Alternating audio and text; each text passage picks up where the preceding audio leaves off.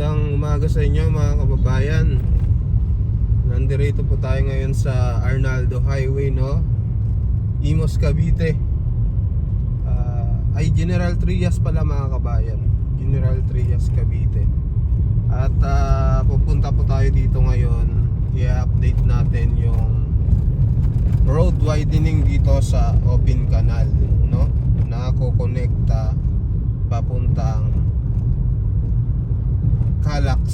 Kaya nilalakihan nila yung kalsada dito para mabilis po yung papuntang Open Canal mga kababayan. Nakita ko lang ito nung nakaraan. Update natin, no? Para makita nyo rin yung progreso dito sa Cavite.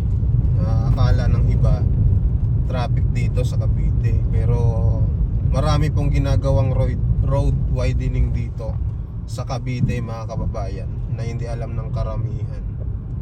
Ayan, tapuntahan natin mga kababayan. At oras natin ay alas 9:27 ng umaga. Ayan. So ayan, dito tayo sa Arnaldo Highway. Dito sa Arnaldo Highway medyo masikip dito ang kalsada yung putik. Ayan, may 2 lane lang kasi itong Arnaldo, pero pag ganitong oras hindi naman na ganun ka traffic mga kababayan. Ayan, tuloy-tuloy naman yung daloy, no? Tapos naglalagay din sila dito ng mga malalaking tubo para yan sa kanal, no? Kasi medyo binabaha sa lugar na ito para yung tubig, yung daloy, no, at ituloy-tuloy katulad niya, no?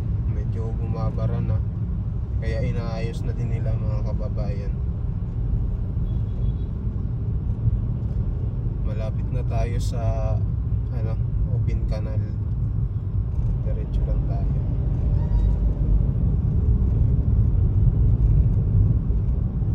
Ayan. Kumusta kayo mga kababayan?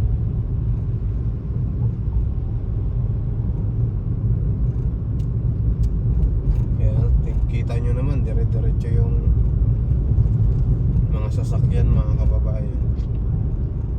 Pero may time dito na traffic talaga, no? Pag oras ng mga alas 4, alas 5, ayan, medyo traffic na, lalo na dun sa may bandang Rosario. Ayan, traffic dun talaga mga kababayan. At na natin tong traffic nung may rally, no? Oo, lalo na nung rally. Oo, nung election, lalo na nung may caravan yan. May kampanya dito si Pangulong Bongbong Marcos. Grabe, inabot kami ng halos 4 na oras bago makalabas dito sa Arnaldo Highway. Pero ngayon hindi na ganun dami kasing tao, no? Kita natin yung solid talaga supporter ng Cavite, no? 800 plus 1.6 yan.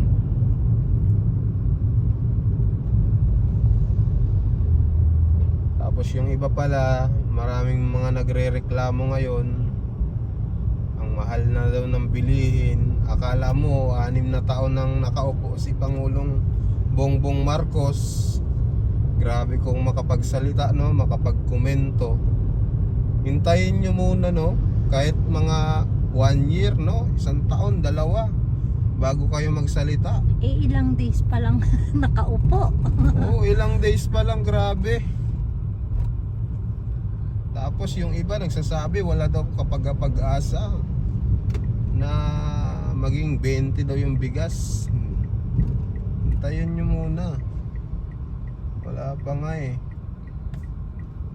Baka mamaya pag nangyari yun, tamimi na naman kayo. At sampal sa kanila talaga yung nangyayari. Ayan, dito na tayo, diretso mga kababayan. Ito yung Open Canal. Ito lalakihan din to. Papalakihan din tong area na yan. Ayan. Doon banda malawak na eh. Malawak na guys.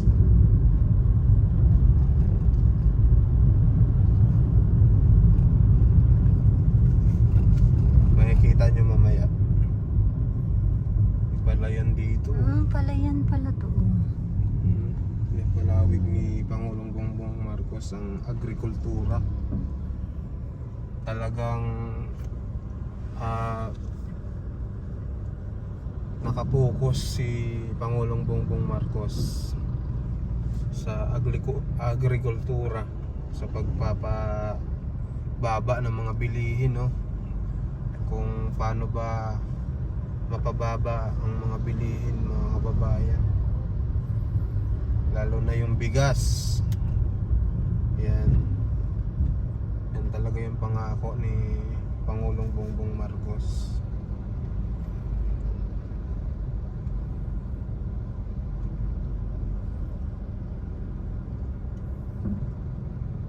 Grabe talaga ang tao sa Pilipinas, no?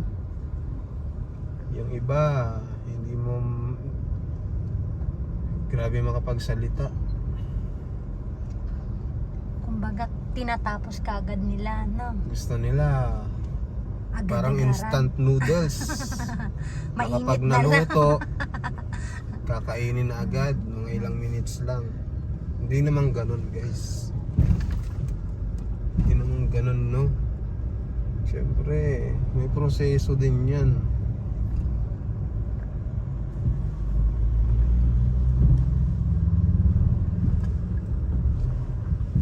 Ayan, kung papansinin nila, talagang medyo sira-sira na yung kalsada dito. Dahil hindi pa nga inaayos itong part na to at sasabay na rin sa pagpapalawak Sasabay nitong pa yun. kalsada. Kasi dito sa parte na to, ayan o, makikita mo.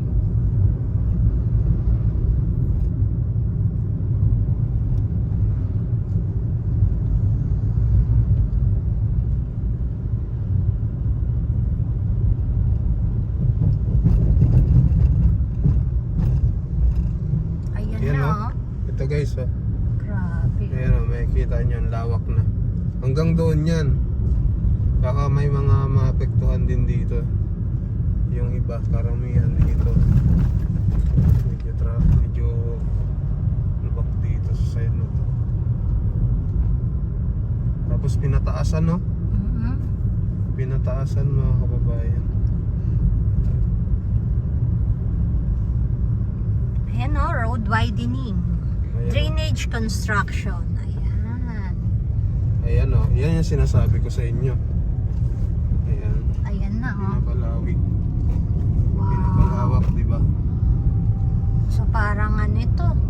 Tigti 3 lane or 4 lane to? 4 lane to, tigdalawa. Wow.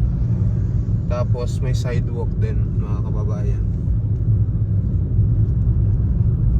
Ayan, ito na yun. Grabe lawak, no? Ayun din, oh. Yung inaayos din. Inaayos yung sidewalk yan. Daanan ng tao. Baka yung gilid, bike lane din. Bukod pa doon, yung ilalim yan, pinalakihan yung drainage. Hindi yung every time na gagawin. Ito, Ayun. dito pa lang, pinapalaki na yung drainage dito. Ayan. Malaki yan. Talagang walang bara dyan. Kahit mga sibo-sibo dyan.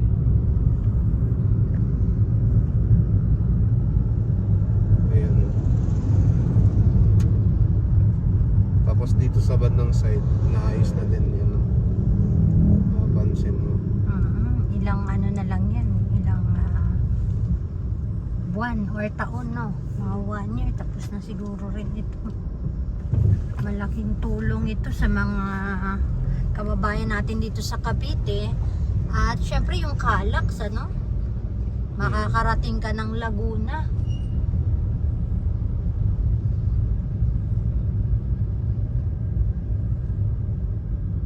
Ayan.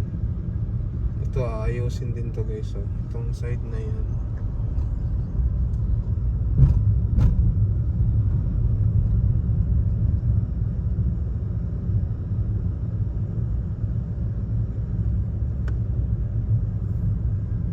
gagawin din yung kalsada eh. Mm. Tunaw na lang yung dito.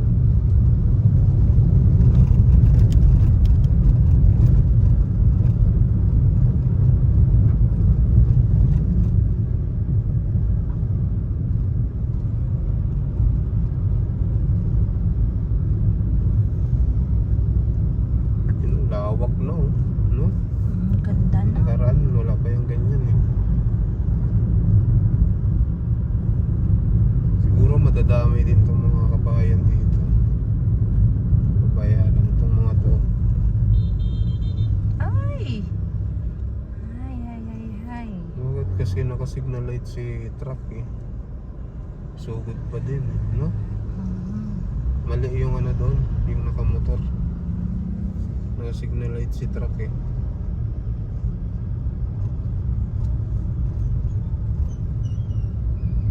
Ayan, malapit na tayo dito sa Calax. Ito na yung Calax, mga kababayan.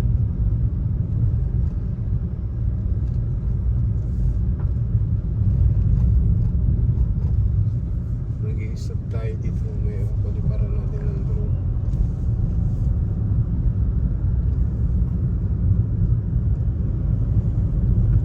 Ito naman yung ito na, lawak na din oh. Ayos na dito eh. Dito, ano, mukhang wala na masyadong naapektuhan na kabahayan na. Caution, slow down. Ayun tulay din. Ay, mukhang dito, ano no? Napalipad tayo ng drone dito guys. Nandito na tayo sa... Kasi ito yung Calax. Ito na yung Calax. Ayan oh, may mga ano na sila oh. Maglalagay ata sila ng poste. Doon tayo sa banda, sa kabila.